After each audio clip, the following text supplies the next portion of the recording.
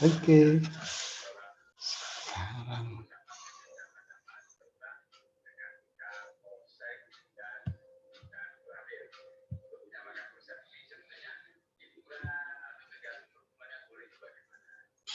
share.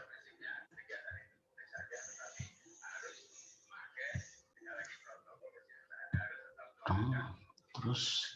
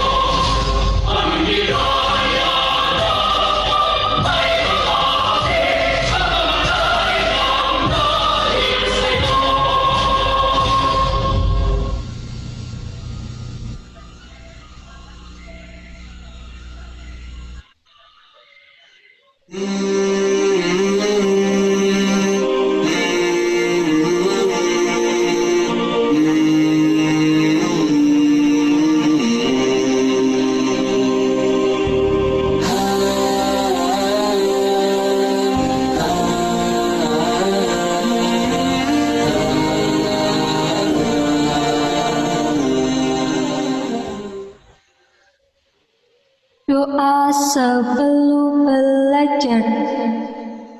Bismillahirrahmanirrahim. Rabbi zidni ilman warzuqni fahma. Artinya, ya Allah, tambahkanlah aku ilmu dan berikanlah aku rizki akan kepahaman.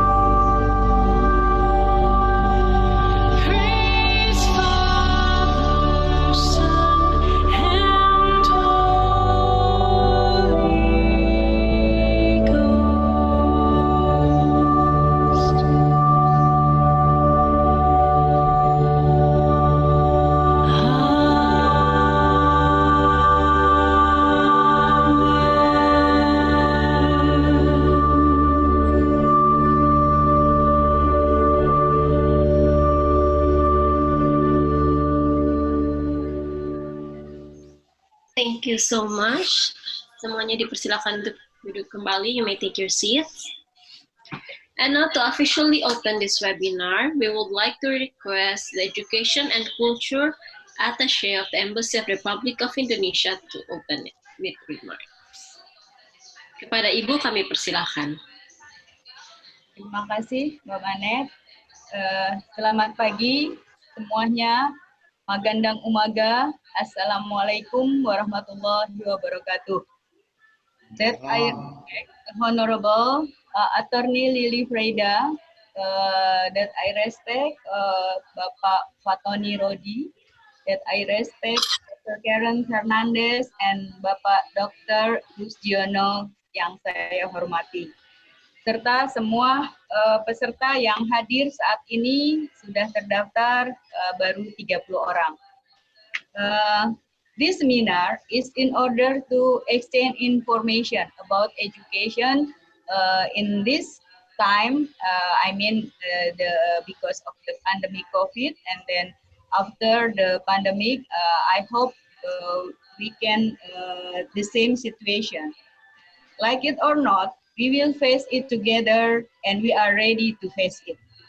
Learning in new normal will be a little different from the previous situation. So we must prepare ourselves, our community, our society and education as well as possible.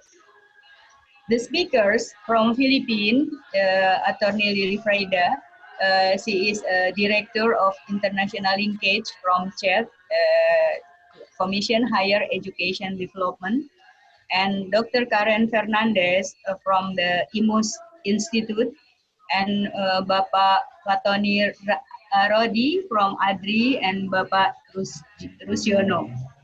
The speaker from the Philippines will discuss the new normal in the Philippines, while the speakers from Indonesia will discuss the new norm in Indonesia.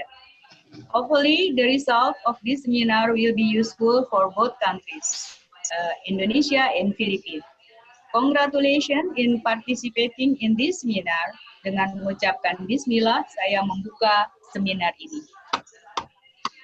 Wassalamualaikum warahmatullahi wabarakatuh. Thank you. Selamat.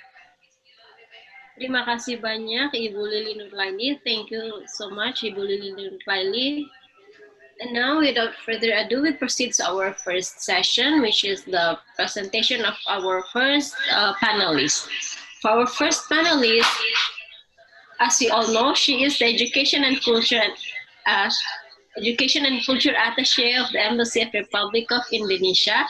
A little background about Ibu Lili Nurlaili. Before becoming an attaché, she was the curriculum maker and developer in the Ministry of Education and Culture. And now kepada Ibu Lili Nurlaili. Terima kasih Mbak Manet. Saya akan sedikit berbicara tentang kebijakan yang ada di Kementerian Pendidikan saat ini. I want to talk about the policy from Ministry of Education right now. We call that independent learning policy in higher education in Indonesia and learning during the pandemic. Okay, education before the COVID, it's physically based. Learning activities on campus, do a lot of physical activities, face to face. The use of digital technology is still minimal. Some campuses have blended learning program, but just only 49 or under. Higher order thinking skills, just only 49%. The point of the Merdeka Belajar or independent learning policy and independent campus, first is opening of new study programs. Second is higher education accreditation system. Third, state university of legal entity. Four is study right for the 3 semesters outside the study program. Example of student activities that can be done off campus. First is internship or work practice, project in the village, teaching in the school, student exchange, research, entrepreneurial activities, independent study or project, humanitarian project. That is, we are collaborate together. For example, 2 days ago, Dr. Attorney Lili Freda is open a virtual farming campus. Education during pandemic COVID is virtual basis, based on digital technology, study from home, online learning, proposal trial online, submission of course result via email, graduation online, inauguration of professor and chancellors online, internship, practice online, research online, and 180 countries in the world close school.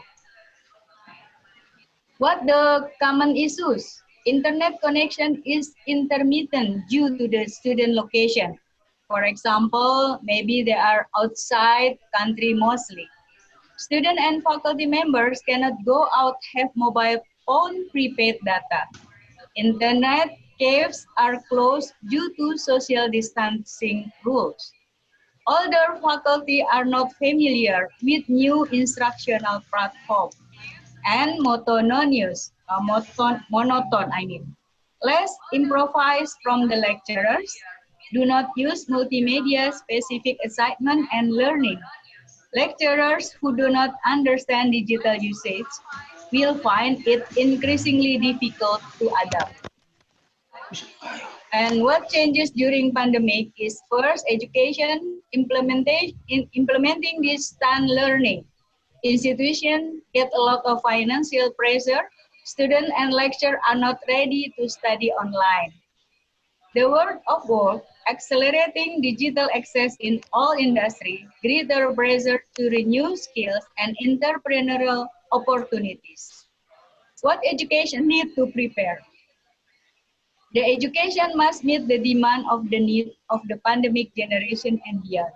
Students and lecturers who are still difficult to adapt to situation will be abandoned by the time. The birth of a pandemic generation will have a lot of influence in their mindset and lifestyle. This generation will undergo drastic changes. One obvious change is their awareness of cleanliness. Student lecture must always be thirsty with the latest information about technology in the pandemic and beyond. Okay, for the online learning quality assurance, the lecture must be preparation of quality material and pass quality assurance. Quality teaching material, discussion, moderation that trigger creativity. Student activities in the online learning process, lecturers must have teaching experience that is different from before. What education next role for students and lecturers? Needed who are able to utilize technology quickly. Must be up to date, meaning the problem and handle it immediately. Must often collaborate with colleges to share experiences. Must do a variety of creativity even through online. I mean, using a high order thinking skill must be able to push themselves to be able to solve problems, must learn to find new ways to do things, become agent of change by instilling good value in everyday life.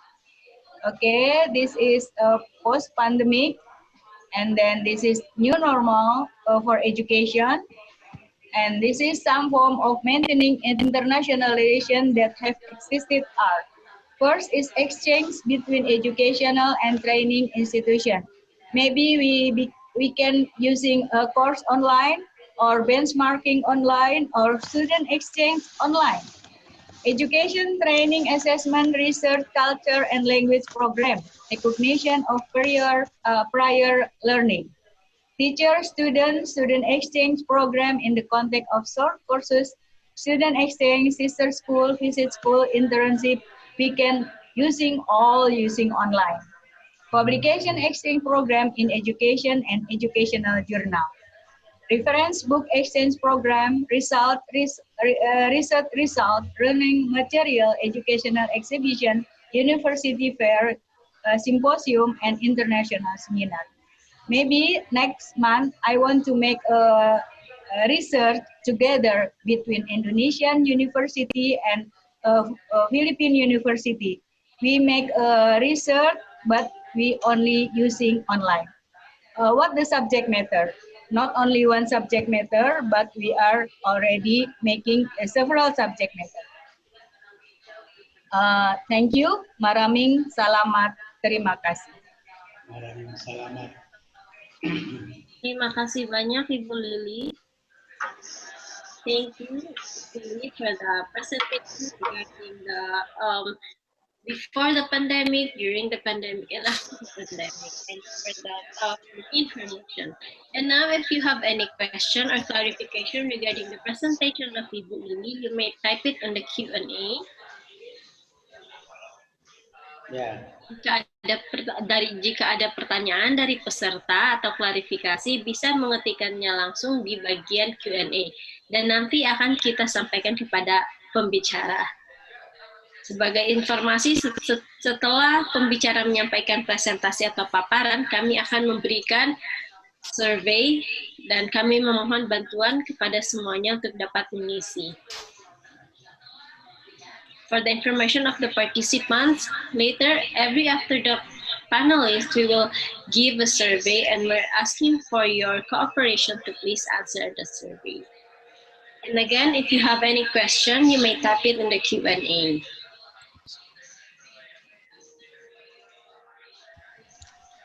And I guess as of now, we're still, there's no question. So let's proceed to our next panelist. For our next panelist, she is the Director of the International Affairs in the Commission on Higher Education. She is Attorney Lili Freydati Makabangon Mila. A little background about Attorney Mila. She is the Secretary General of the University Mobility in Asia and the Pacific, or UMAP. Philippines National Secretariat, the Asian Socio-Cultural Community, focal point for higher education in the Philippines, and CHED's alternate representative in the Asia-Pacific Economic Cooperation, or APEC, Human Resource Development Working Group, among other representations. She also served as the University Legal Counsel for the University of the Philippines System from 1999 to 2001 and later became chief of the CHED Legal Service, the director of the CHED Office for State Universities and Colleges and Local Universities and Colleges Concerns, and now the Director 3 of the CHED International Affairs staff, spanning a total of 16 years of government service in the Philippines higher education sector. Without further ado, to Attorney Mila, you may start your presentation. Thank you. I have sent my presentation to you. Can you please upload it? Okay, thank you. Okay. First of all, let me acknowledge the very hardworking and beautiful and reliable partner, Education Attaché of the Indonesian Embassy in the Philippines, Dr. Lily Narlaili. I just cannot say no to your invitation. Of course, my esteemed co-panelists, Dr. Rodil, Dr. Miranda Fernandez, and Dr. Luigi Jono. Thank you for this opportunity to present the Philippines experience, the Philippine higher education experience at the time of COVID and beyond, our responses and our actions. Okay. When the Philippines was declared, I mean, the entire Metro Manila and Luzon Island was placed under enhanced community quarantine, the Commission on Higher Education Chairman J. Prospero de Vera III firmly stated that the approach to education should be anchored on the premise that learning must continue, quarantine or not. And he further insisted that it is the responsibility of everyone, not just those in education, to ensure the continuity of learning. So next slide.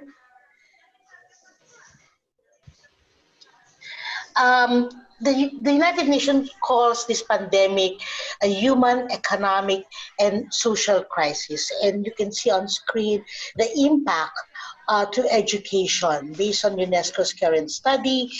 There are over 166 countries that have implemented nationwide closures, and it impacted over 87% of the world's student population and 1.2 billion students. No?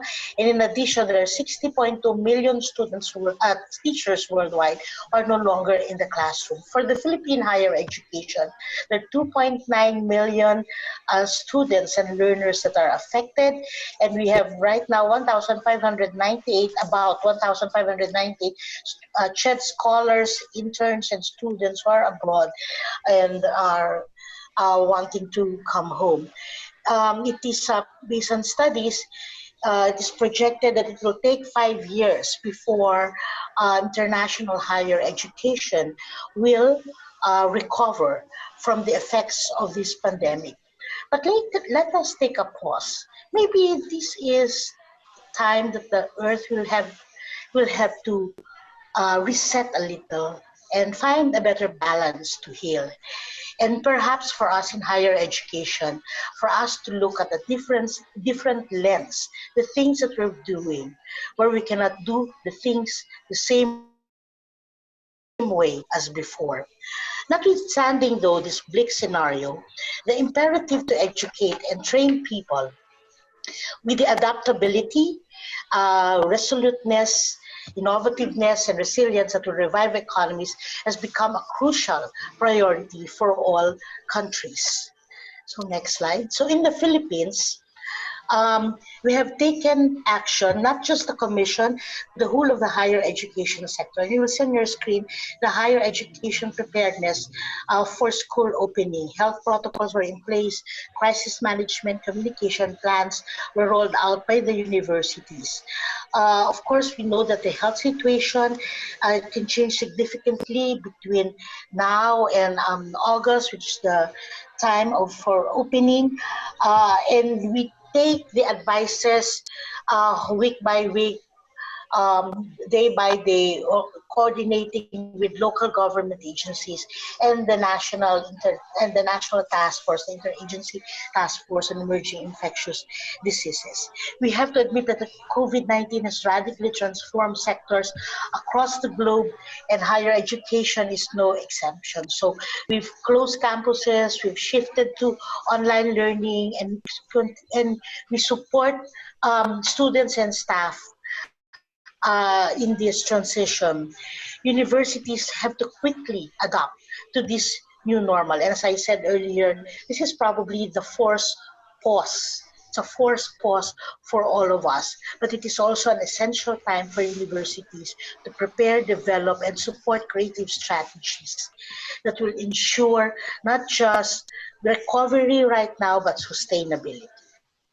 Next slide.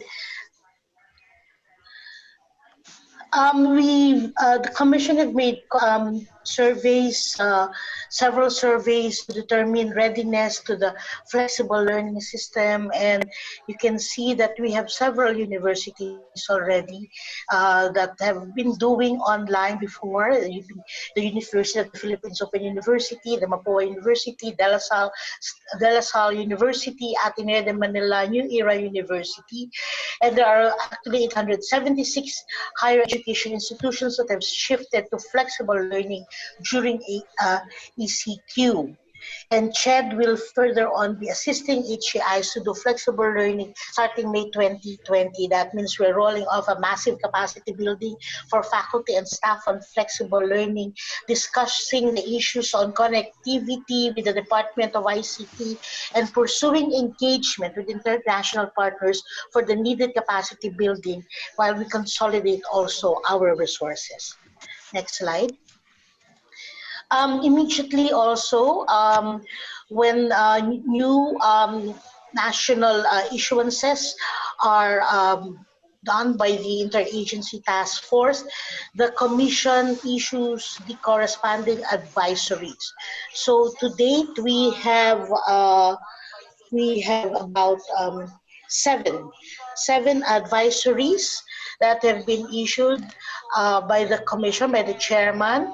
The first advisory was initially first for information, prevention and control, screening, and then subsequently the ban on graduations and mass gathering, class suspension in all levels in Metro Manila, the ending of the semester by March, and then the transitioning of the academic calendar. Also, next slide, the transitioning of the academic calendar to its opening in August. Okay, so you will see that on your screen. Okay, next slide, please. Okay. Okay. And of course, we are also issuing guidelines and protocols on flexible learning, health protocols in the opening of classes, and if needed for face-to-face in low-risk general community quarantine areas. Okay. Sorry, can you go back? Can we go back, please? Okay. Okay. We have to show you this. This is the okay. This is the this is how we have classified our responses to three categories: welfare and safety, continuity of learning, and transformative actions. So under welfare and safety, as I said, we have adherence to protocols. We have also instructed creation of crisis management committees per campuses, the ending of the semester, no residential classes, facilitation of alternative activities assessments for completion, the repatriation and assistance of our students who are stranded abroad. Several state universities have been accredited as quarantine facility, and the establishment of a higher education public health group that we go to for advice in terms of rendering public health issuances for higher education. For continuity of learning, are helping the universities, assisting them in making the shift from to the flexible learning both for local and international students, the changing of academic calendar, as I said, the massive capacity building for faculty and staff, and continuous dialogue between the CHED, the higher education institution, and the local government unit. We have also established the Field Check Connect, which is a repository of open educational resources with contribution from higher education institutions, both local and international, including our international partners like British Council and the Canadian Embassy in the Philippines. And we invite our Indonesian universities, the Indonesian embassy also to share in this Field Chat Connect. It's an online portal which will now give access to faculty, staff, and learners in as additional resources in their teaching and in their learning. It is not just on print. It can also be webinars. It can be talks. It can be also on video. For the transformative actions that have been taken by the Commission, we have created a technical working group on transition to transformation. While the current technical working group that works on the flexible learning ensures the safety and continuity and transition to the flexible learning, the transformative TWG is will venture into configuring the future of a rewired higher education ecosystem in the Philippines that not only addresses the new national development priorities in view of the COVID, but also the parameters of the new global order. So this is transition to transformation, building a new higher education landscape on continuity and connectivity. Next slide. Sorry. As I said, we are doing right now, okay, a study, on together with Dr. Christine Ferrer and our office on the comparative trend and internationalization activities of Philippine HCIs before, during, and after COVID-19. So we continue to render this research, and you will see on screen that the universities are interested more after the COVID, after the pandemic, to do more research collaboration, e-learning, distance MOOCs, online instruction, and the collaborative online linkages to conferences and webinars, and of course, flexible learning. Okay. Um, Internationalization in the new normal, we have to face that there is really no going back to the old normal. As I said earlier, we have to do things on a different lens. We cannot do things that we have done in the past, facing these new realities, the unpredictability and uncertainty of the future. In fact, we see this as an opportunity to drive to abandon the concept of returning to the old normal and vigorously pursue processes that will help us reimagine higher education's quality, accessibility, and sustainability in the new normal. And this is the opportunity to create profound changes in the higher education sector. Perhaps COVID-19 has indeed threatened higher education in terms of student engagement, institutional sustainability, and teaching force management. But this disruption has also yielded opportunities and possibilities that would be hard to pursue in normal times. It actually hastened and facilitated things that we were just planning for several years probably. But now, because of COVID, we need to move fast, and and everybody is in unison to pursue this, which would have been difficult in normal times. Okay. Next slide. Um, and for us, Global partnership is key to successful internationalization programs and activities during and after COVID.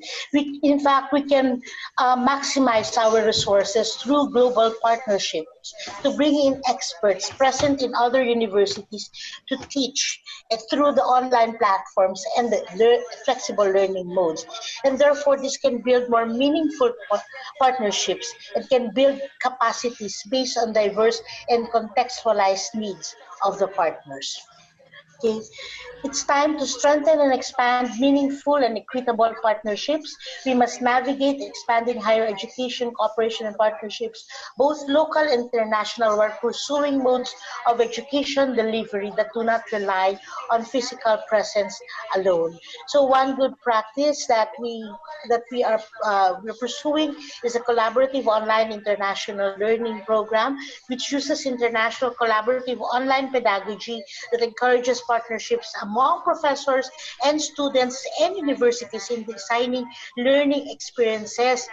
They have activities so therefore we can bring together uh, students and teachers across institutions, different cultures and disciplines, and therefore COIL can provide that opportunity to gain intercultural experience within their course of study. Right now, we have 10 Philippine universities, state universities that we are supporting to do the collaborative online international learning, not just international, but also locally for them to share their resources and share their expertise within their universities. And along with that, also sharing their international resources and their international partnerships among this consortium.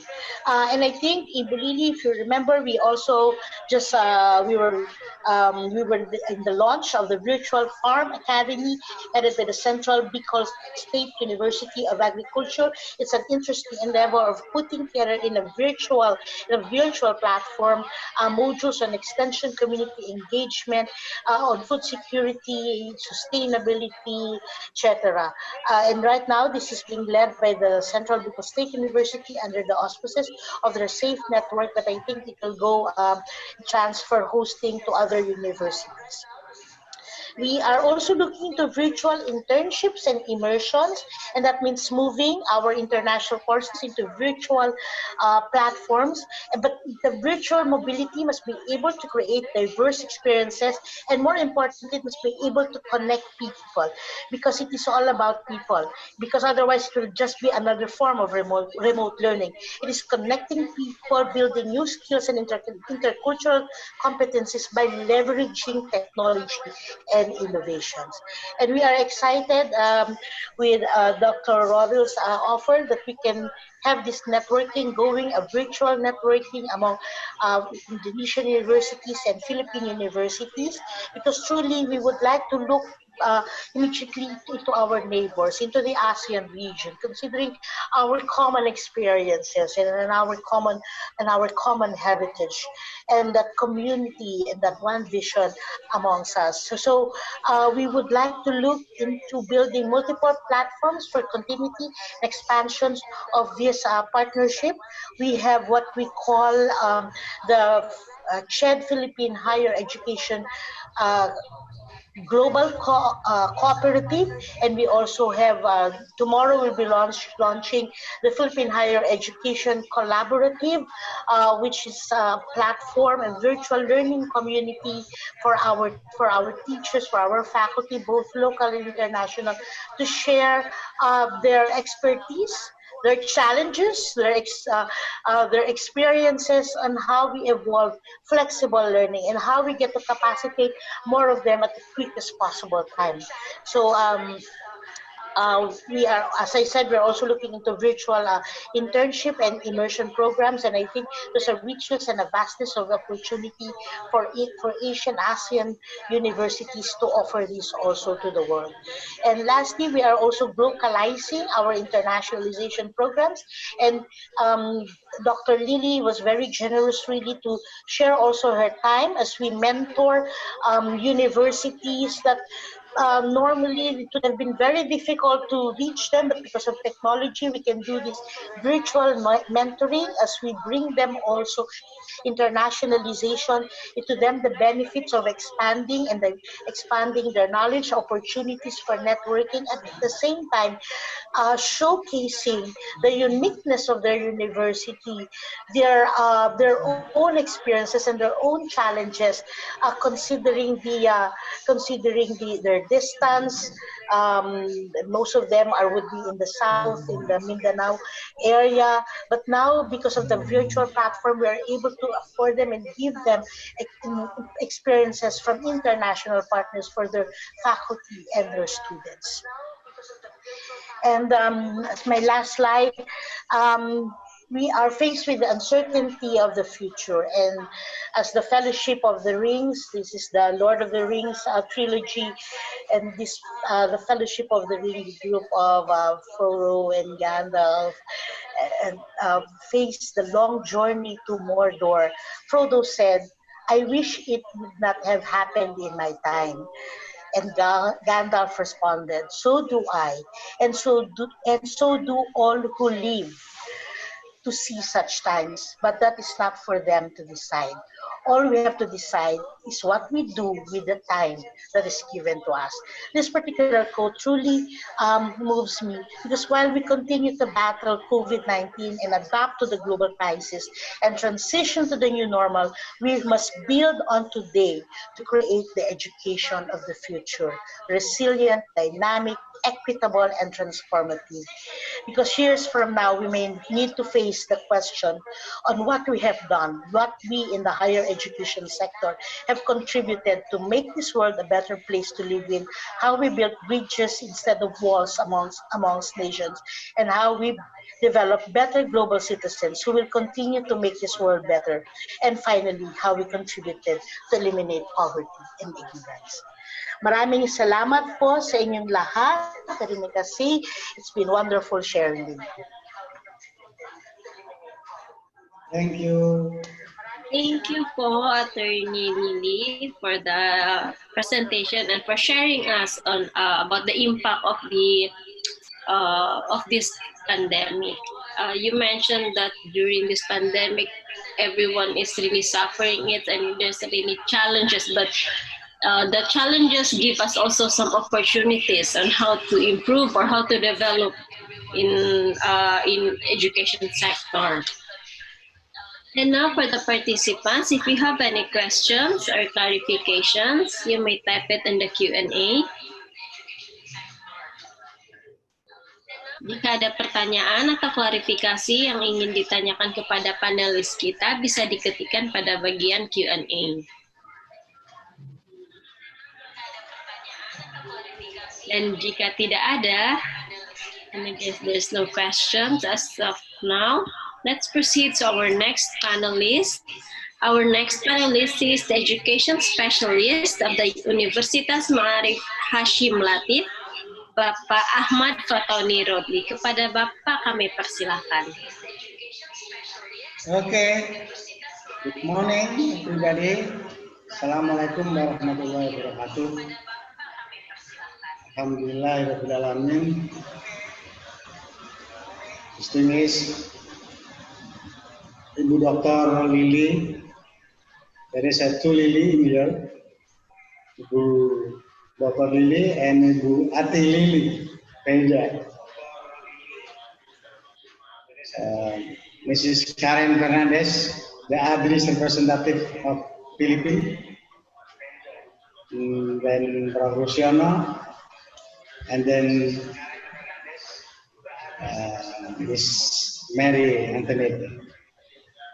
This is very, very happy for me because, as you know, I'm in a quarantine in my house because in Surabaya is still a biggest victim of a corona, and then now around Indonesia, Surabaya is the high level of the corona.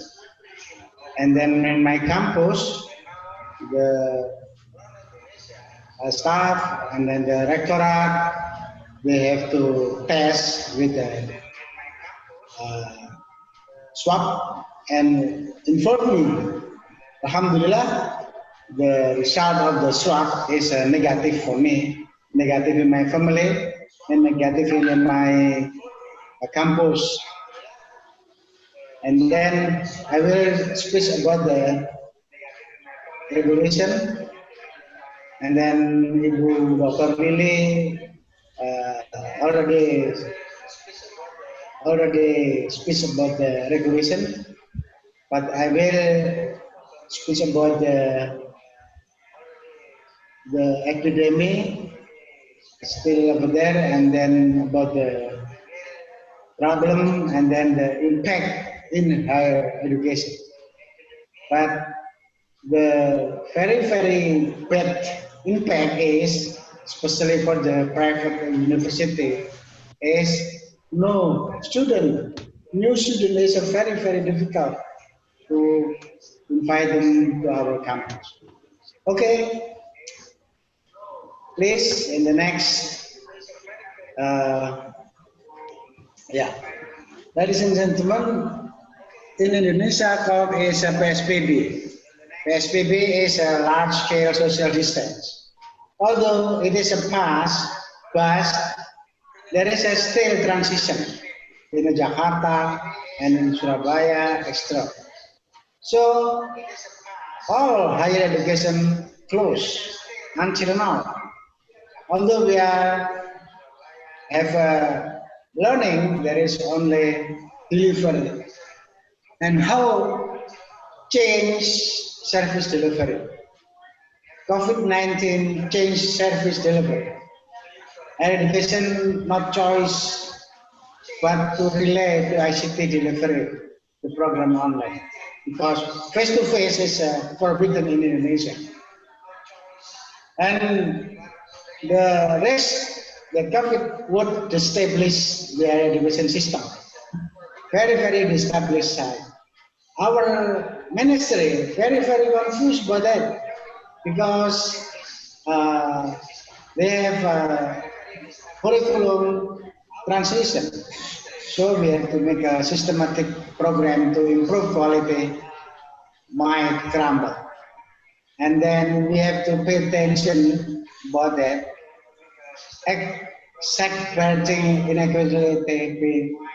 inequality of access to resources, the first, and then the rest, the quality of teaching and learning will compromise. There is very risk, and then private higher education institution would be affect more.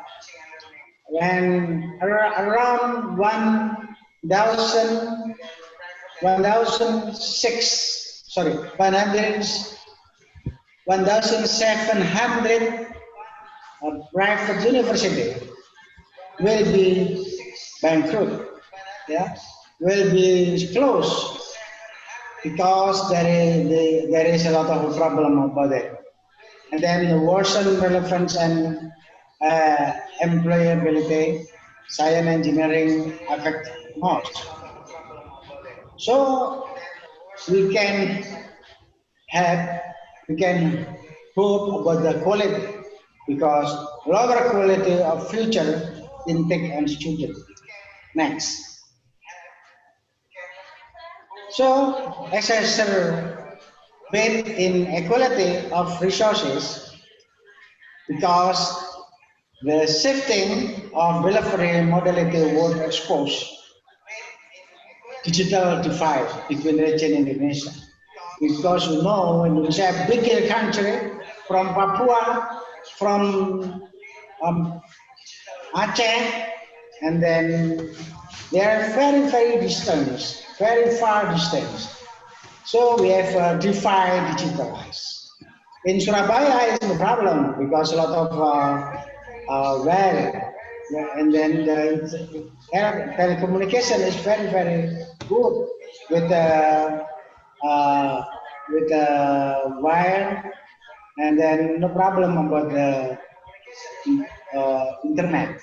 Some higher education institutions are far better equipped and experienced than the others. From cities, university, for example, in Java University, it is no problem. But we have a problem out of the Java. There are education institutions having implementation mixture face-to-face online learning, and then nevertheless, but perhaps none had intention to completely replace their face-to-face delivery. Maybe 100%.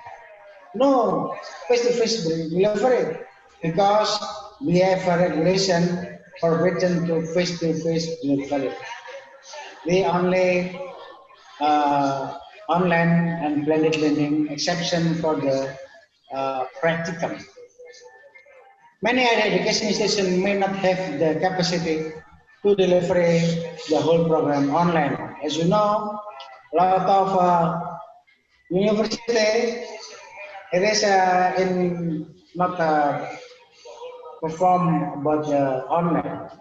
For example, in Umaha, in my campus, we have around 6 years ago we prepared about it, and then we have no problem but online because start from the uh, police recruitment, and then after the inauguration we can do by online.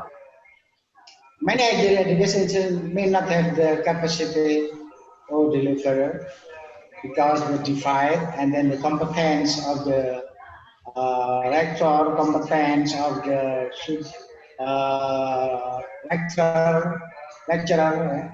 Students within the same institution have different access to internet. Of course, as you know, although in my place is in a city in Surabaya near Juanda, near International Airport, but my student it's come from the Papua, come from the Kalimantan, come from the Bali, come from, and then there sometime when we go home and we can deliver it with online, we have a problem in Papua, problem in Nusa Tenggara, in East Indonesia is a lot of a problem about the internet.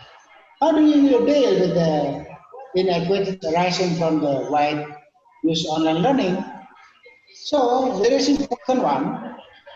We make a mix the online learning with the module printed. There is the deal of the uh, problems. Okay, the next.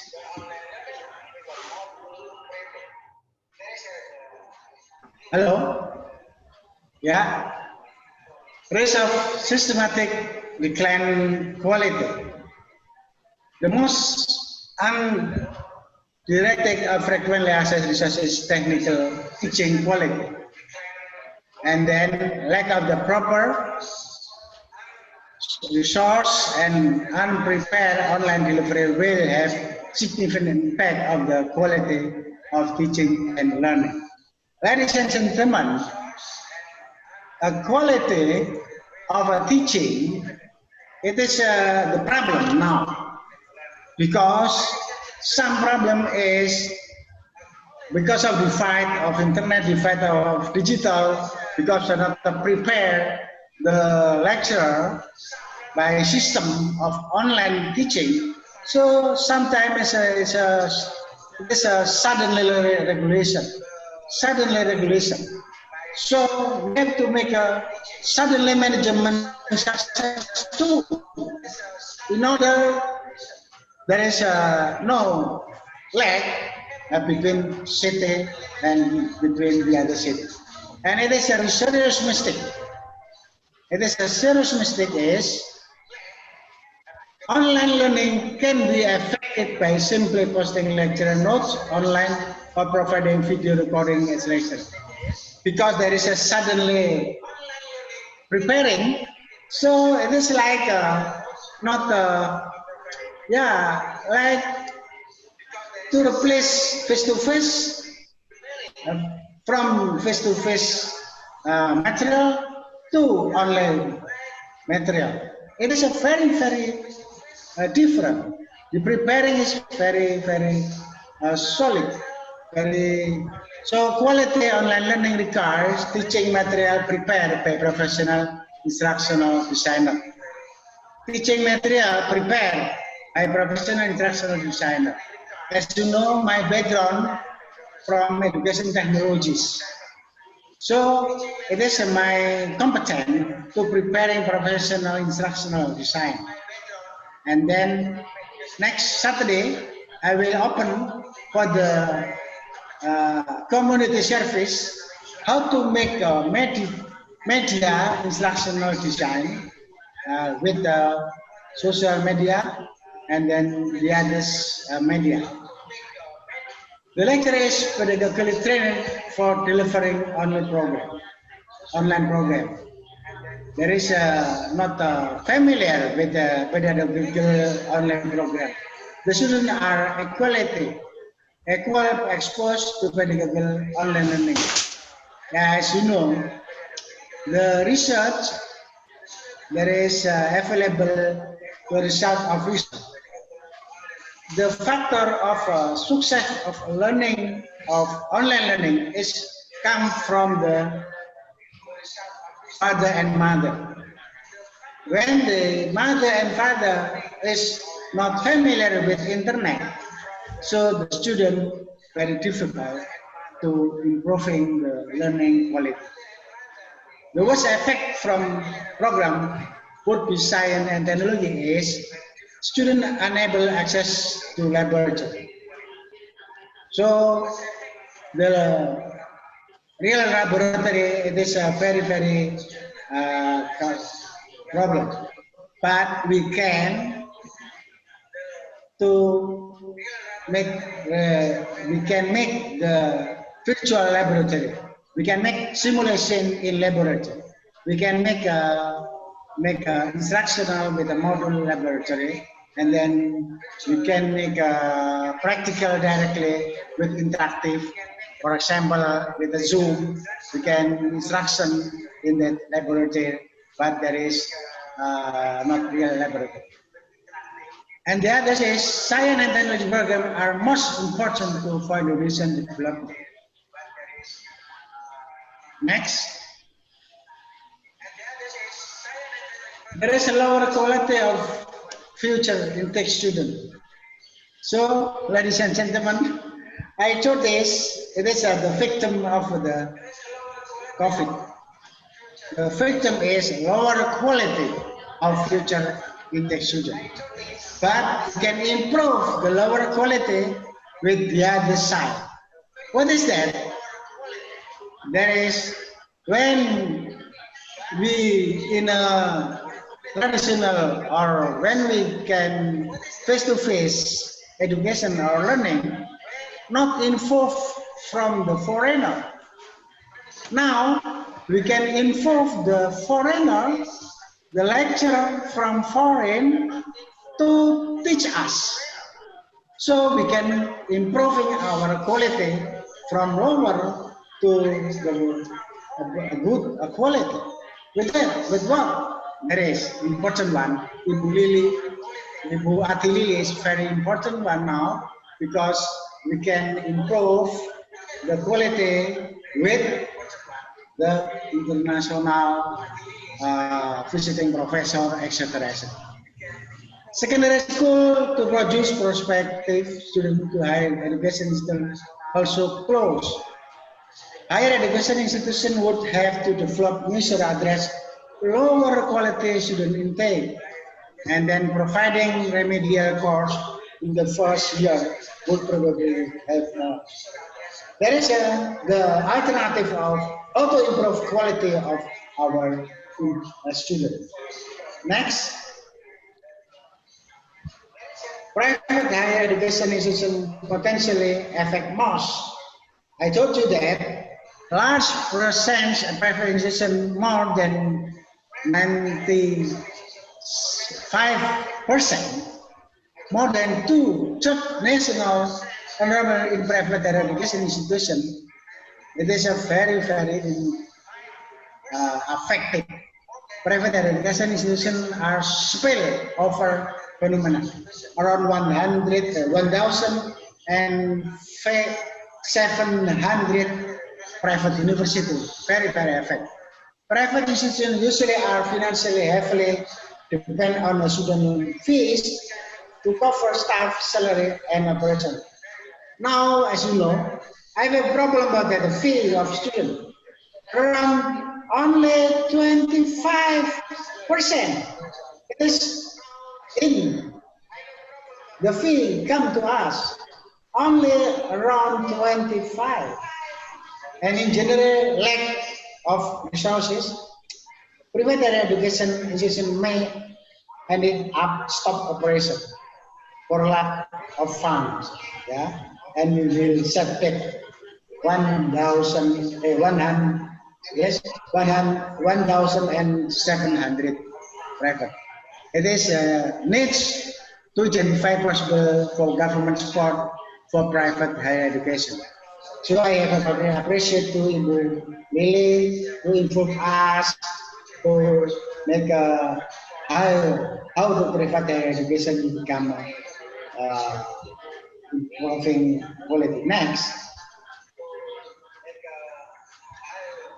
there is a graduate employability. So in terms of economy, companies slow down productivity activity, layoff everywhere, and unemployment rate are alarming. Graduates come to the labor market with potential less than normal level of the knowledge. And then feedback from employees suggests that the major cause of unemployment is the lack of the soft skill among the graduates, from poor communication skill, lack of initiative, inability to work in a team, etc. Because now we are not a team. We have interactive with online. We are not interactive individually, but we interactive in the team. I'm sorry, interactive with the social, not interactive in a team, face to face. Next. So there is a problem, a big problem, and then how to solve that problem? We can solve but some approach which about the regulation, approach about the technically e-learning, technically how to material preparing, technically how to collaboration. Next, we have a thesis today. Digital learning via ICT while allowing for democratization of education. It's okay. Everybody, everyone have to learn it. It's however limited in capacity, although very modern in modern education platform. So to that extent, unless we are in control of its purpose, subtractive learning is not able to fully facilitate by use technology. As you know, technology make everybody is easy. Everything is easy with the technology.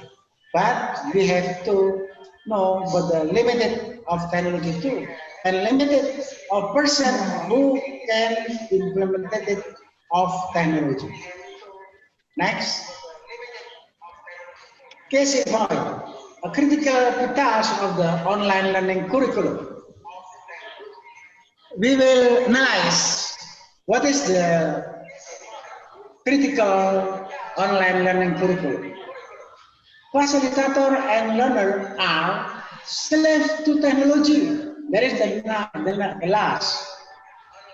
But now, facilitator and learner are learning to solve the glitches and distracted with it. One way teaching learning become popular as result limited interactive discussion online. And then curriculum design for the normal lecture class is brought live into the online model. Facilitator and learner are prone to become administration of technology. So everybody now have to prepare of our technology ourselves. Yeah, we have prepared the camera, we have to prepare the install, we have to prepare of them according with our needs. And then access to internet and attendance record via online learning is to become the key success criteria. Not only the criteria is not only it is available on learning or not, but the criteria is key success. Whereas substantive learning is not measured with moderate and group online class, learners are not necessarily captivated and may not be emotionally and mentally present. Ladies and gentlemen, some students very mind about that because they are not the emotionally and mentality not involved with us, not involved with our emotional too. Look like in there is the uh, some problem about the e-learning. And now how to make it? We will try to tell you after this. Please, next. The case in point is that the role of offline learning in a transformation. The issue is learner central curriculum, and we have to flexible learning, and then individual pace in learning, virtual mentoring and independent learning, and then 80% under 100 cost work driven. So we have like a database or big data. So that is important for our communication and our collaboration. And from the internal visualization is how do we make a course work driven as big data? Cooperative learning, asynchronous and synchronous learning, quality of curriculum, there is available of documentation, evidence-based curriculum assessment, and then now it is important one, real-time assessment. As you know, value-driven curriculum vs degree-driven curriculum. So the problem of the learning is a value because we can only look like a knowledge, not a value. Next. Nah, in Indonesia, blended learning is split classroom pedagogy or sport to address the issue of the traditional lecture or classroom. There is a before conflict, but now 100 online curriculum is taking off. Next. So, what constitute an effective learning and curriculum transformation post COVID era, and we have already discussed about it with the telecom, with the international when the international conference, there is a divide digital, etc., etc. Next, basis tenets of transformative curriculum. This is important one because based of the research in Malaysia with Linda, the productive learner are encouraged to lead in their lifelong learning. Can we ensure learning continues through their life? Skills in questioning, on-score assumption, belief system, and internalize new value system. That is important. how to make it apply learning platform. So we can make a forum. The forum come from the very various social media. Look like Zoom forum, Facebook forum, etc., etc.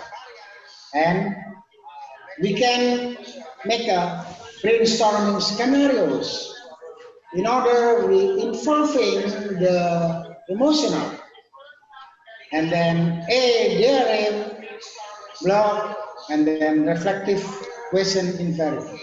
The every forum after brainstorming, after they have discussed, so every forum have reflective question involved and straight reflective model. I done it when uh, every webinar, the last in result, I reflective it. And then the second basic tenet on transformation curriculum is critical self-assessment of learning outcomes. So we have to by ourselves how to learning outcome. It is a pass, it is a success or fail. Learners are co-opted and expand to core rubric and assessment. Personalized learning goals and assessment motivated learners to go beyond the lessons of the facilitators and surface their strength and weakness. So the student make a self-assessment too, because as you know we can make or we can become a facilitator of the self-assessment of student. Use personal online learning logs, logbooks, and facilitators assess student self-assessment in line with course objective. So it is important one. We can make a logbook. We can make a it's called note of our assessment. Next, next. Three, online coaching substitute face-to-face coaching. Traditional have to substitute, because it is involving the emotional face-to-face, although face-to-face online. Now we have a lot of WhatsApp with virtual, with video calls. There is a face-to-face too, not with individual, not personal, but media. Learner creativity co-host and co-design the online learning and the details coursework syllabus is co-fashion with the learner. As you know, like Zoom, we have in this time we have a co-host, we have host, we have a presenter, we have presentation. So that's model, we can involve it to our e-learning, the curriculum tradition. And then formative assessment become crucial.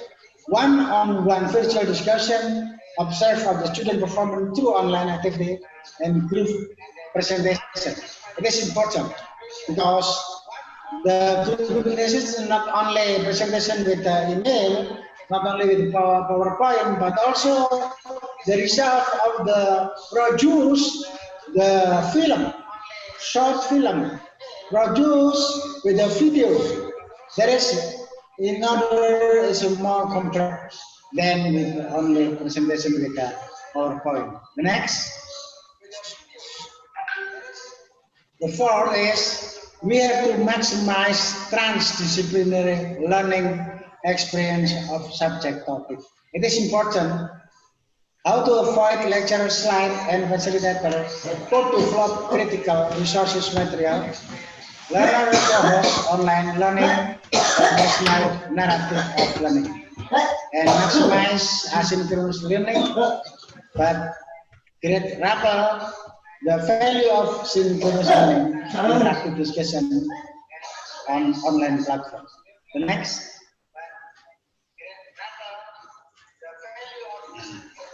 I think it is the future alternative scenario, the scenario of our universities, especially for the public. We can choose the autonomous academic with a high impact, face-to-face high probability, and virtual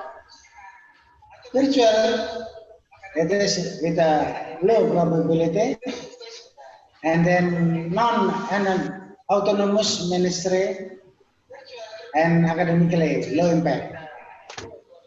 So for aspect, we have to consider it.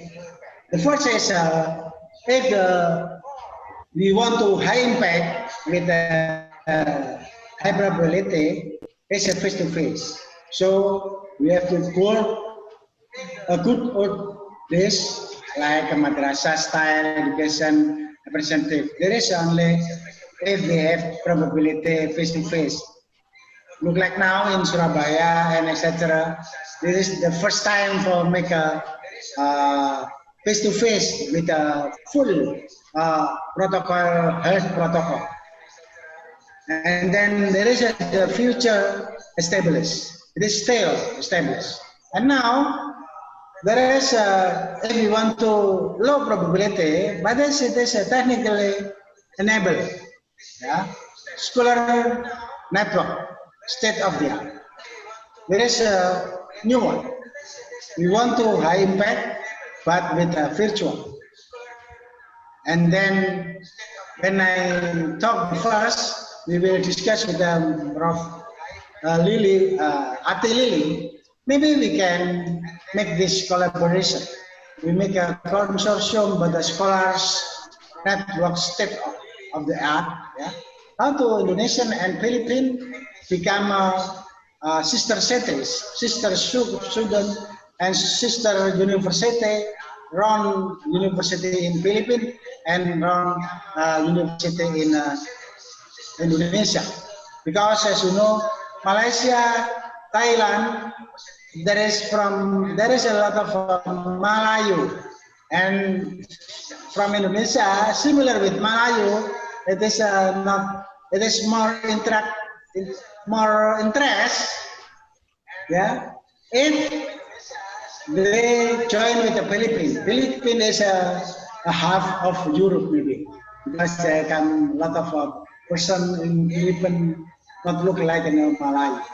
And then if we want to make a non-autonomous ministry and let academician, it is low impact with a bureaucracy traditional, and then with a high impact but with a with a low impact with a virtual university online with a technology control. It is a low impact, but if you want to high impact, this one. Low impact is with only the leader of university to university. But in state of the art of scholar network, there is not only university to university, but also student to student, but also lecturer to lecturer, run in Indonesia and Filipina. Okay, next. Okay, thank you. Ladies and gentlemen, there is some of ideas. Let us compile our meeting, our webinar run. We have 24 times webinar in weekend, every Saturday. So I do hope we can join us. And then next Saturday, we will not not make a webinar, but we make a community service to make how developing media of online learning online. Okay, thank you. And then I do hope we make more concrete our collaboration. And as you know, we have a collaboration around 20 university in the Philippines. And then we have a problem about communication, but now no problem about communication. So we can join with everything, and now it is different with the ministry before. And our ministry now, every activity become transfer of credit. So although we have in last year, we have already already make a visiting professor, we make a student exchange, etc. But there is no credit because there is not regulation. Now, it is available regulation. Every activity of student, it is available of transfer of credit. For example, if one semester available 10 point credit, 10 credit. If one semester 10 and then 1 hours is 24 point credit. Everything. As Ibu Nurlali present, there is 8 activity, research, student exchange, visiting professor, and then internship, etc. All of them to become transfer of credit. So, Ibu Fernandez, we can join, we can continue our MOU, MOA with the Philippines, how to make a visiting professor, etc. Especially for the journal, we have a 26 journal. We have a problem about the communication with the other lecturer, but now we have no problem about communication. We can directly with Zoom, etc. And the last for the Ibu Lily, I'm sorry about the participant. I can join with a lot of my members, Adri, because the problem is this is not Saturday, this is not Saturday. And then the second, in my Zoom, there is no password. In order, it is open, very open, but they register with Google Form, and they available of certificate, a certificate. So I promise the next meeting, Zoom meeting uh, with the Philippines, we can minimum 200 can join us with the other topic. Okay, thank you. See you. Assalamualaikum warahmatullahi wabarakatuh. Waalaikumsalam warahmatullahi wabarakatuh. Thank you so much, Bapak Fatani Rodwi, for your presentation. And now, Bapak, we have here questions. So, first question is from Mr. Alexander Antonio Abelar. There were articles saying that for an online meeting like Zoom, there should only be a maximum of 12 students in a session. Any number above that will have a negative effect on the quality of instruction and discussion. Any suggestion on how to deal with this concern? Also, platforms like Zoom eat a lot of bandwidth, which is a big issue for many students who may not have the resources. Any recommendation as to alternative to Zoom? Okay, thank you, Mr. Alex. Yes, my friend have come to my campus, and then I have come to Demus too. to Mr. Alex. The problem if e-learning is the quality of meaningful of learning, it is less than face-to-face. Because in a student face-to-face with a lecturer, it is available of emotional, it is available of change and available of ethic, etc., etc. But we have to come compilation to the everything from skills, from the other activities, and then we have to complement it with the other activities. If we only come from the e-learning, it is meaningful of learning is very, very less. So how to alternative? This alternative, the first is how to motivate it to self-assessment, self-reading, self-make a reflection, self-make a real-time, self-format evaluation, etc., etc. So it is problem for the student of higher education. But for the student in a junior school, it is very difficult for them. And then the others, as you know, the motivated in higher education is how to make academic and how to prepare competence.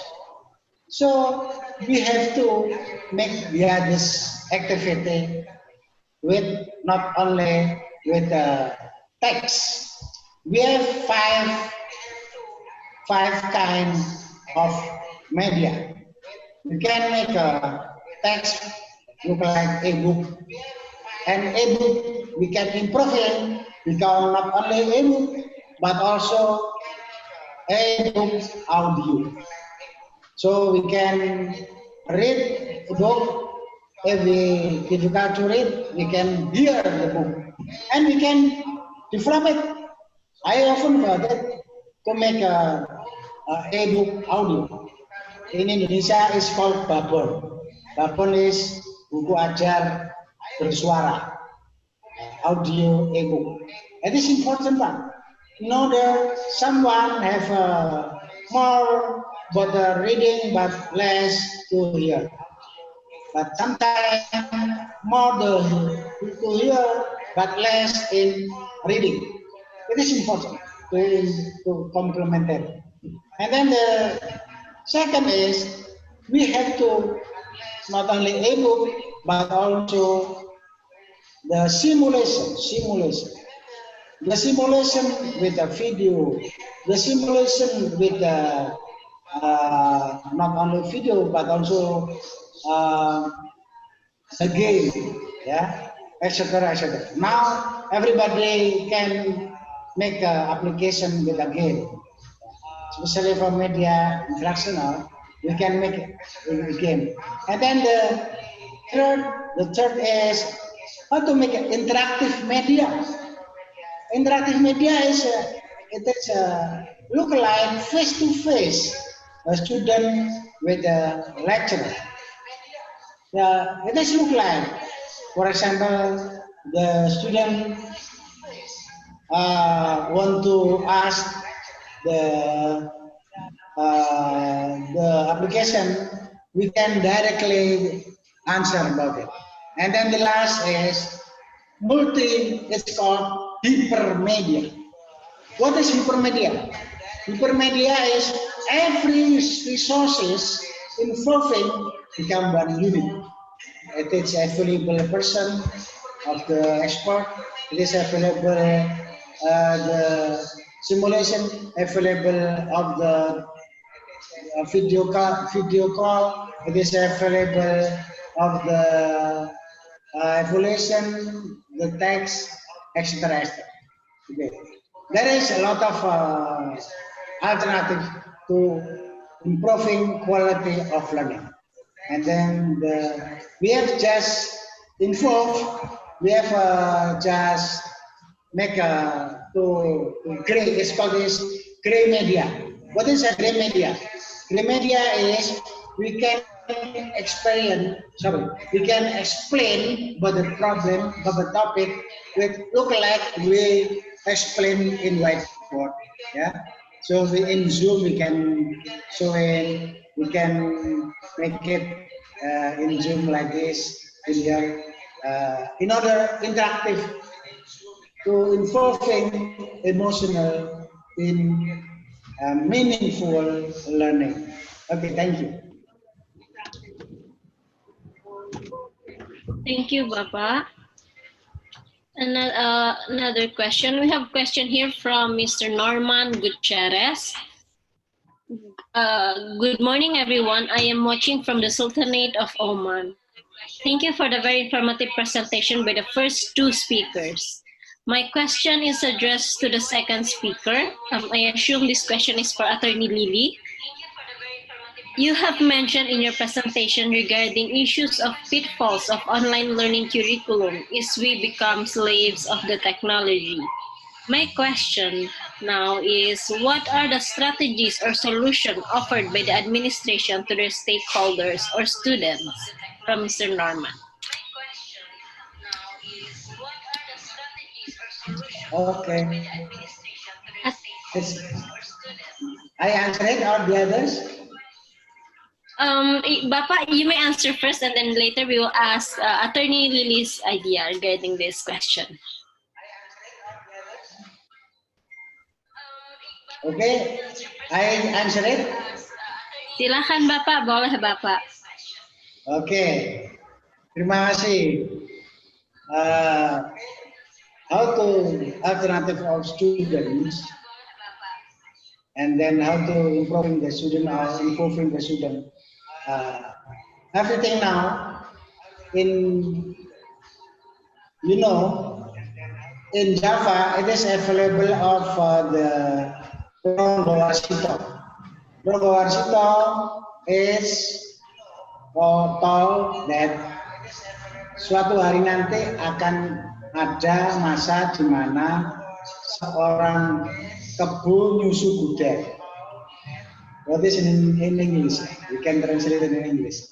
Suatu hari nanti akan ada kebo nyusu gudeg, yaitu seorang bapak yang akan menyusu kepada anaknya. Seorang dosen akan menyusu kepada muridnya. Akan ada seorang dosen yang akan belajar kepada muridnya. So there is the prophet, not the prophet, there is a pujangga, the pujangga. It is told us that one time it is available of the lecturer will study to the student. Why not? And it is available now. Like me, I'm a senior, you know, I have a 60, but I have a colleague only 29 years old. I study about the internet, about the information system, about the game, make a game from him.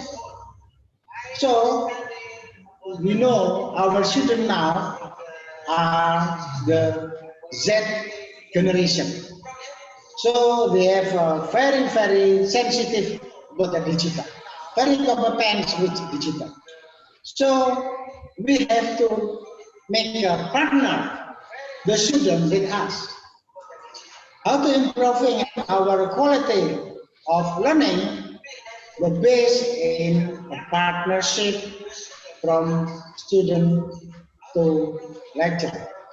That is important one, because now the student Z generation and lecturer X generation available lab, and every collaboration become a partnership.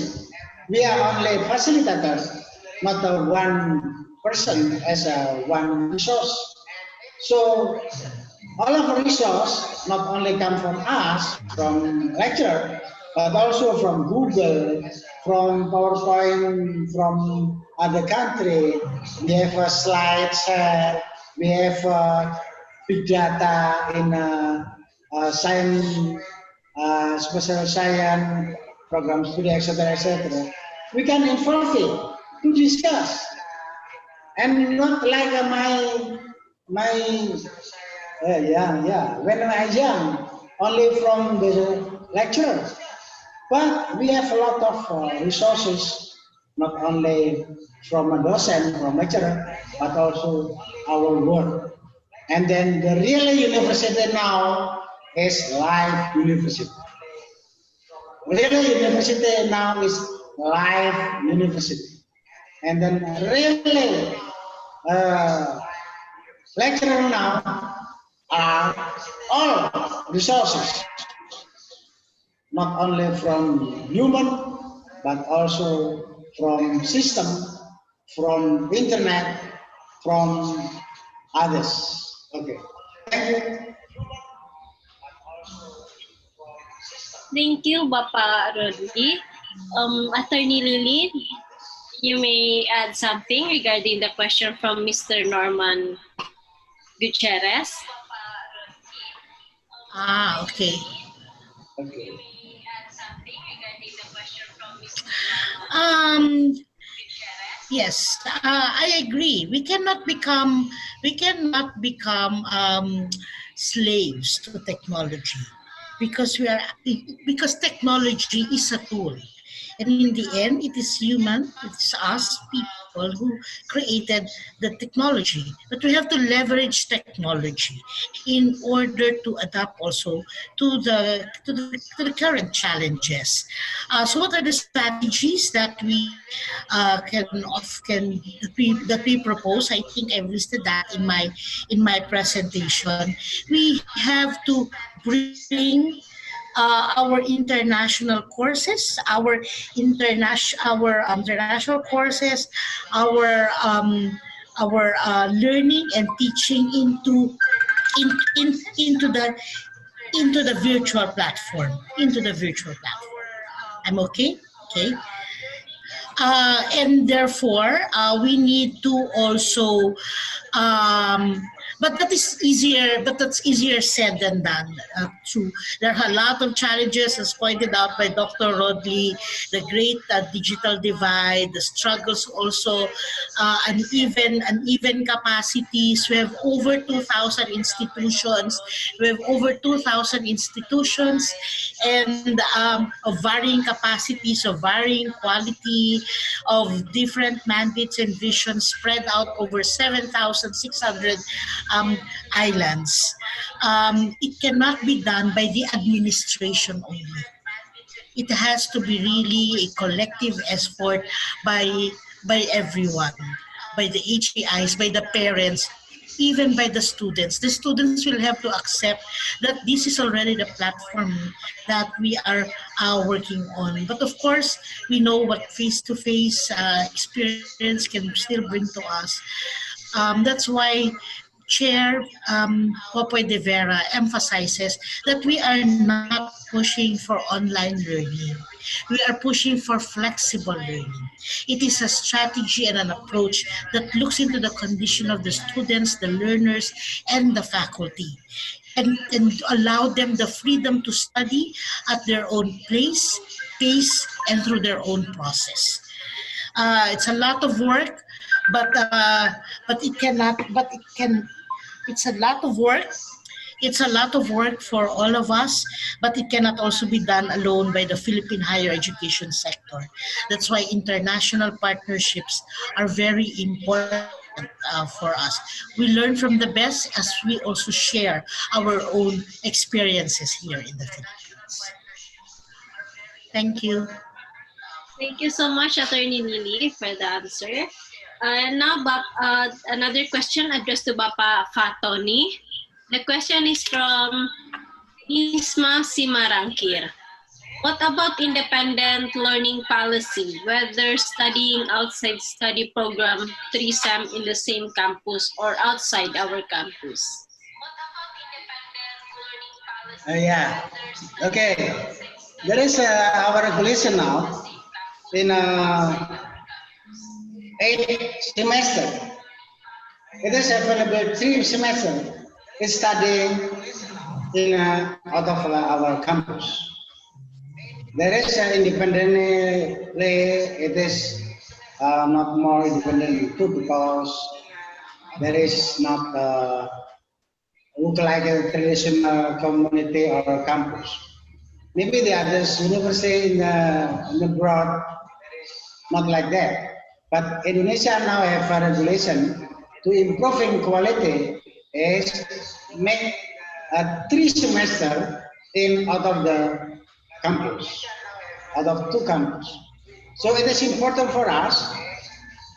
For example, if we want to make a internship in Philippines, it is more cheap than to Jakarta. To Manila, if I go there, it is more cheap than go to the Papua, and then it's more cheap. So I think it's important for us to make a collaboration more intensive because there is available regulation. Every student have a right to looking for the program study or study program in the world, in the out of a campus, and etc. That is one point. And then the second is in public university, it is sometimes more difficult to communication, oh sorry, to collaboration with abroad because there is a state. Visa is visa of our state. But in a private it's more because with the visa, green visa.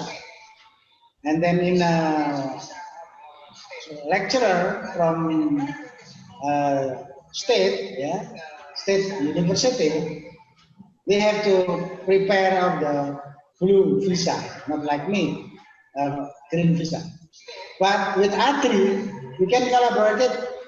It is a state or government or the private university come join together on the road. For example, if we go to the Taiwan, which we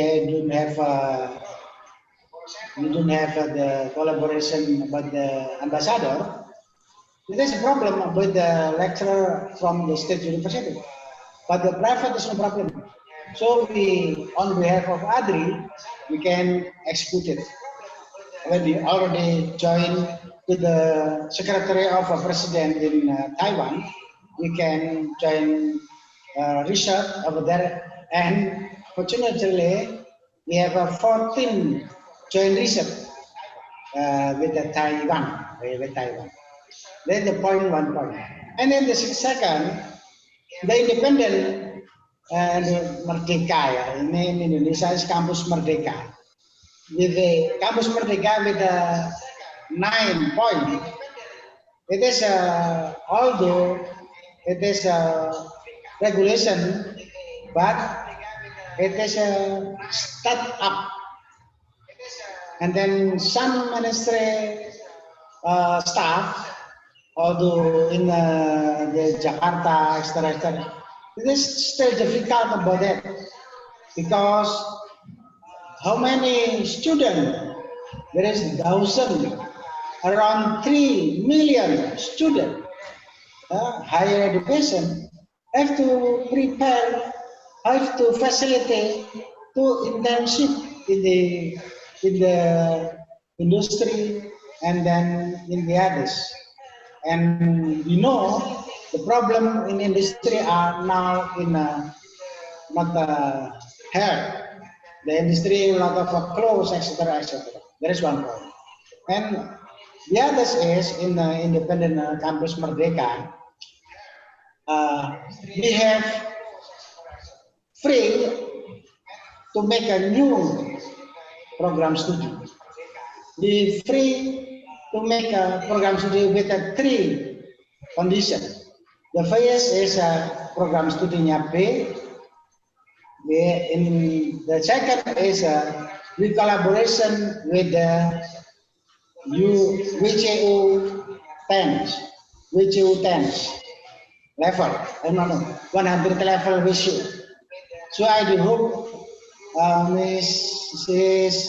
Atilili can, which one you are recommended, we can join with the Philippine University, which you can help us. A lot of university on behalf of ADRI will make a new program study, new study, because now the permit not from ministerial gain enough from rector, but the rector have to accredit B or I, and then collaborated with the WCO level 100 in this country. Okay, and then the last is we have to socialize of digitalize. We have to how to make a competence for teacher and for lecturer. For student, there's no problem about digital, no problem, because they are the Z generation. But the lecturer and teacher, it is important one. So, Adri make a community service to how to make online learning with the developing of media e-learning in the next Saturday. That is important for us.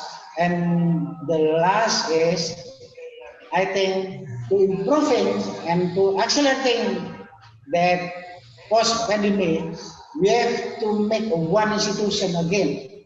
It's called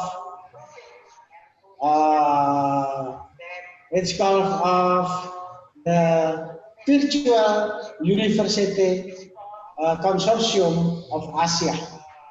I think it is important for us, especially come from the first Philippines and Indonesia, and then which I will make a 10 country.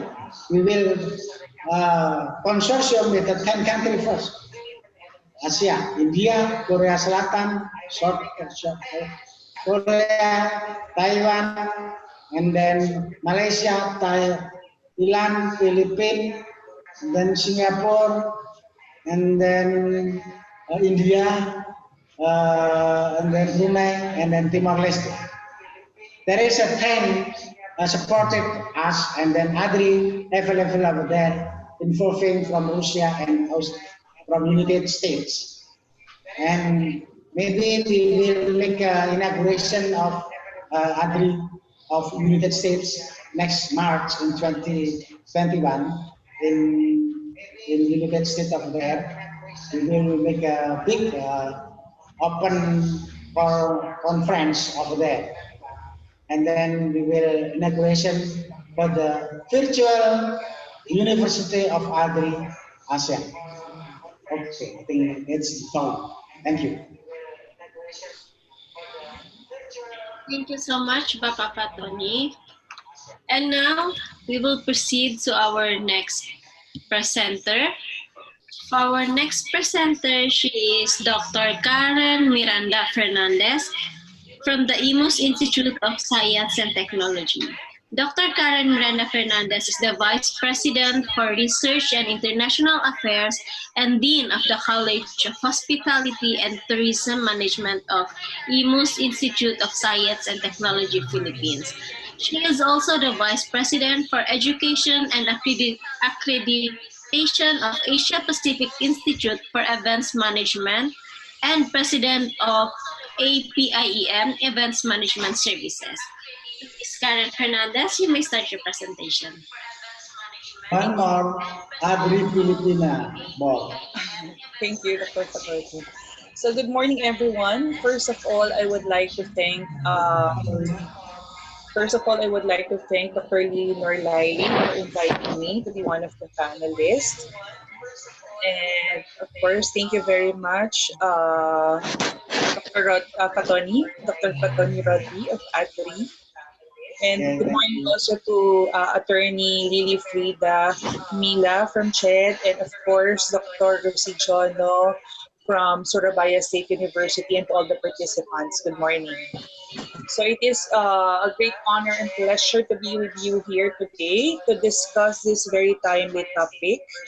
So currently, the worldwide situation in the education sector is facing a huge impact as a result of COVID-19. So with universities forced to shift their teaching to e-learning and blended learning modes. Therefore, academics had to adapt to this change both by way of teaching and the assessment process.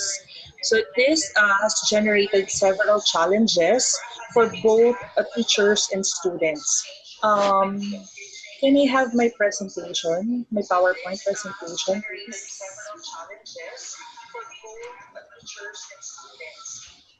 Thank you. So when the government actually postponed the face-to-face classes due to pandemic, our institution, Imus Institute of Science and Technology, actually adopted both synchronous and asynchronous learning. So we're not actually purely online. So today I would like to discuss some of the challenges that the students, both undergraduate and graduate students, have faced during the online classes, of course, due to pandemic. So here are some of the most common challenges uh, and how to address them. So first, we have we have encountered personally. I have encountered some technical issues during online classes. So unfortunately, technical issues are bound to happen in an online only environment. So there are moments when suddenly the computer will shut down during live classes through video conferencing, or of course, some students experience unstable internet connection. So, what would be the solution? So, next slide, please. Thank you. So the most important step is to stay in touch with your professors and inform them about what's happening. And they will hopefully understand and be flexible about the situation. Perhaps even recording class sessions as a backup. So we need to record all our live classes, of course, for the benefit of those students who were not able to attend the live classes.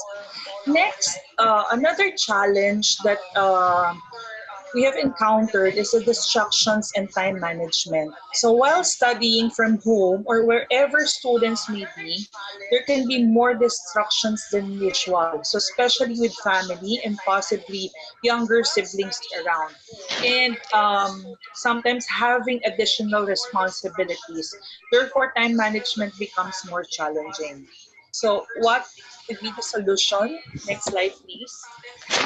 So students should try to identify a quiet time and place in their house to complete their coursework if possible, even if that is late at night. If their other responsibilities become too overwhelming, students should consider talking with their academic advisor about course load options for the semester. Another challenge is how to stay motivated. So staying motivated, so given that students may not be attending class at a set of time on a physical campus, finding the motivation to get started on coursework can be very difficult. Solution for this. So in addition to creating, next slide, please. Thank you. So in addition to creating a daily schedule and finding a productive workspace, it can also help to simply focus on the ultimate goal. Another challenge that we have encountered is understanding course expectations. So the sudden switch to online learning has left some students confused about some course requirements for the rest of the semester. So they may wonder, for instance, if a final group presentation is still happening given that students can no longer meet on campus, or if they need to complete laboratory coursework. That's one of the biggest challenges that we have encountered, especially during laboratory classes, science laboratory, and at the same time with our culinary laboratories. Okay, so what would be the solution? Experts say students should be proactive in asking their professors questions about course expectations and whether there are any changes to requirements given the transition, whether classes will be held live, varies depending on the school, the professor, and the discipline. I would also advise to create a group chat aside from the platform that you're currently using. Group chat is very effective so that you can post all the updates for your respective classes. Next, another challenge is the lack of in-person interaction. So the lack of in-person interaction with both instructors and classmates can be particularly challenging as well. So the adjustment can be particularly difficult for students taking classes that are better suited like those with science laboratory components. So experts says that students should take advantage the tools at their disposal. So while not ideal for all learners, the best alternative to actual face-to-face interaction may be video conferencing programs like Zoom. Not only Zoom, we also have Google Meet and GoTo Meetings, Skype, or even FaceTime. So talking on the phone with classmates or a professor is also an option. As I've mentioned earlier, you can create your group chat for your respective classes. Next is adapting to unfamiliar technology. I know some of us have encountered this. So given the transition to online classes, students are now adapting to some digital tools. So I think all of us had to learn to use technology in the last couple of months, of course, during the lockdown or community quarantine in the Philippines. So some of us have never heard of those technology. So the solution should be we have to use the resources available through our school, of course, whatever platform our university or college is currently using. While this can include reaching out to technical support, students should determine whether they can save themselves time by looking up answers to their technology questions online or watching a video tutorial. Next is uncertainty about the future. So the sudden switch to online classes for the semester has caused anxiety and raised questions among students about their academic futures. So some students are taking the semester off if their school continues to stick with online classes. Actually, I've experienced in the graduate school, some of my students did not continue our subject, our classes because of the unstable internet connection that they are experiencing in their respective provinces. Okay, so students should speak with an advisor or support services as needed to determine whether adjustments can be made to their course schedule or a future semester if needed. Just to complete my presentation, I think the outbreak of the virus and lockdowns or community quarantine at the national level could be used as a best test for the education technology interventions for distance learning. As more countries close schools, more creativity will be needed with our respective universities. No? Adopting existing platforms could be part of the mitigation efforts of universities and colleges. So thank you very much for listening. Thank you so much, Ma'am Karen Fernandez. for presentation. So now we will proceed question and answer. So again, for the participants who would like to ask a question to our panelists, you may type it in the Q&A. We have here first question from Mr. Edward Diaz. Graham, in terms of the synchronous learning, what challenges have you met in terms of student-to-student learning? Thank you.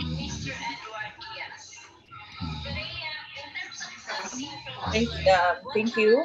I think I've already answered that during my presentation, but I think one of the biggest challenge is the technology. One of the biggest challenges that I have encountered during online classes for the past 3 months is actually technical issues. Some students during our Zoom live video teleconferencing, some students will some of them computer will suddenly shut down, and there are always interruption, and some majority of them have unstable internet connection. So that's one of the biggest challenges of synchronous learning or online learning.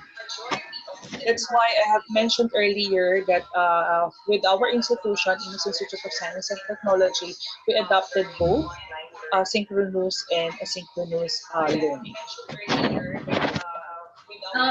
Dari Bapak Fatoni atau dari panels yang lain, jika ingin menambahkan, kami persilahkan.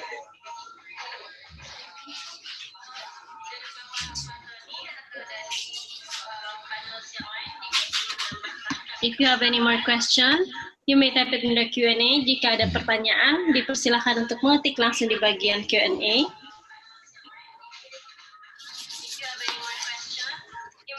Jika tidak ada, if there's no question more, we will proceed to our next panelist. Again, thank you so much, Ms. Karen, for the presentation. Our next panelist is from the Surabaya State University. He is a lecturer, Bapak Rusi Jono. Kepada Bapak kami persilakan.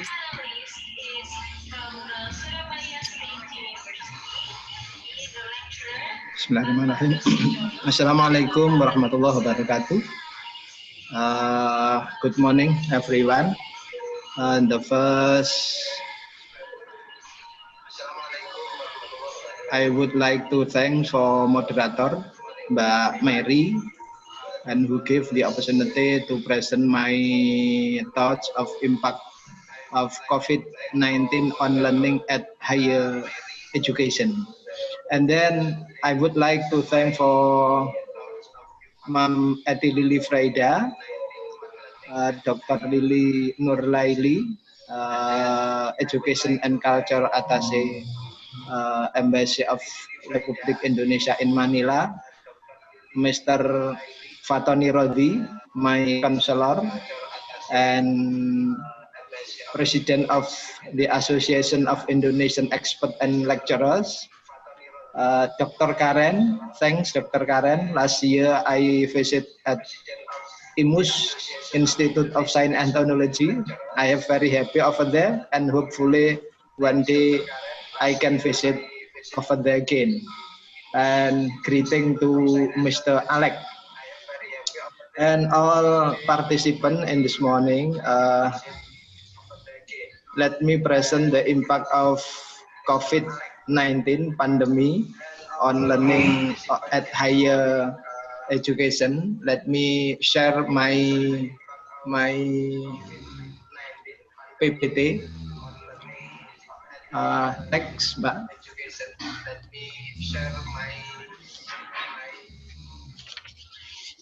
I think